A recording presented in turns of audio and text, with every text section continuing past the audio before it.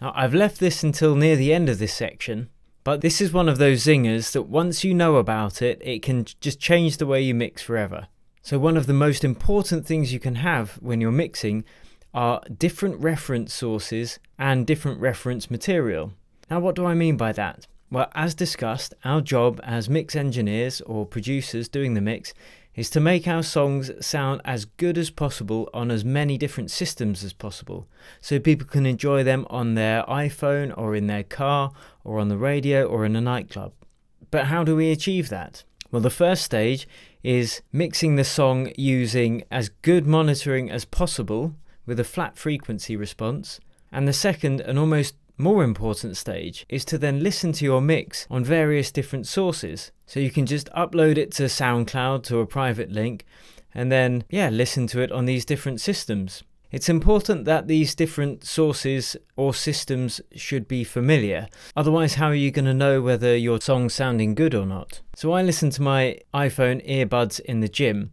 So I've used them a lot and I know what they sound like and how music should sound on them. So that's one example. Another is if you're driving in your car, you probably listen to the stereo a lot. So that would be another good reference system you can play your mix on and take mental notes as you listen. Maybe the mix is too boomy, maybe the treble's too tinny. All of these observations are going to help you get much better mixes. Now, the other part of referencing is actually comparing your song to professionally released songs in the same genre or a similar genre, and ones that you really like, or at least that you know the mix sounds great. Now, the thing to remember when comparing your song to a professionally released song is that their song will have already been mastered. This means it's going to sound much louder than yours.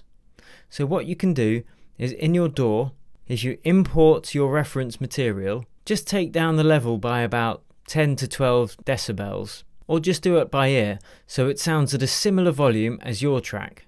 Our ears naturally think that louder music sounds better and fuller, but that can be deceptive. So make sure when you're doing your referencing, the music is at similar levels. I might actually make this a golden video because I can't stress the importance of having different reference sources and different reference material when it comes to getting pro mixes. We need those yardsticks to compare our work to. And that's it. You should have everything you need to make pro quality mixes now. You've got the tools, you understand what mixing is. So now we can get stuck in.